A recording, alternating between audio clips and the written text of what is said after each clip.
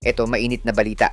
Eto mga idol kay Soto, hindi pa daw committed sa Gilas Pilipinas para sa July qualifiers. Bakit kaya? Hindi din daw totoo ang short NBA contract na kumakalat online ayon mismo sa mga source. Totoo kaya ang lahat ng balita na yan alamin. At QMB may sinabi sa Gilas National Team para makapalag sa New Zealand at Australia. Tara pag-usapan natin lahat ng yan sa video ngayong araw. Pero bago yan, like and subscribe lang mga kabady para sa latest basketball news and highlights. Sa mga gusto pala manood ng laban ng Gilas sa FIBA World Cup qualifiers nang walang delay at free for life, magbibigay po kami ng free live streaming link.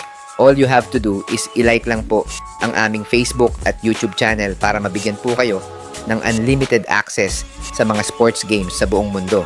Lalong umiinit ang issue patungkol kay 7'3" Gilas center kay Soto matapos kumalat ang iba't ibang news online regarding sa pag-atras nito sa February window. At hindi pa nga nagtatapos dyan ang hot issue dahil lumabas naman ang balitang hindi rin maglalaro si Kai para sa third window ng FIBA qualifiers. Sa isang interview nga na kumalat, sinabi daw ng kampo ni Kai na hindi pa daw committed ang 7'3" center para sa July qualifiers kung saan magiging mas mahigpit pa naman ang competition at mas kailangan ang presensya niya sa Gilas. Pero ayon sa kampo ni Kai, priority daw nila ang health at recovery ni Kai kaya siguro wala pang malinaw sa mga magiging desisyon nito para sa Gilas.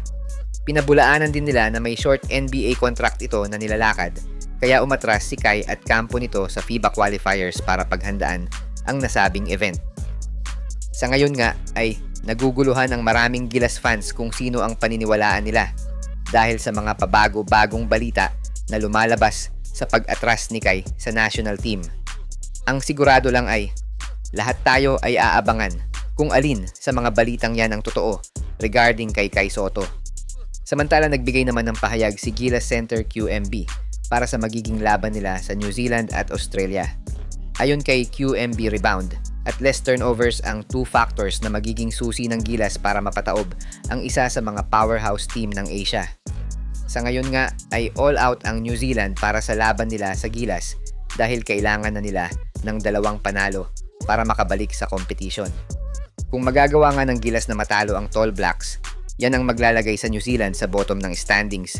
Pero considering na mas malakas naman talaga ang Tall Blacks sa ibang Asian teams, possible pa din na makita natin sila sa taas ng standings. Kaya naman ayon kay QMB, hopefully nga ay makatulong daw siya, lalo na ang presensya niya sa ilalim para makontrol ang rebounds at makadagdag ng depensa laban sa mga naglalakihang players ng New Zealand at Australia.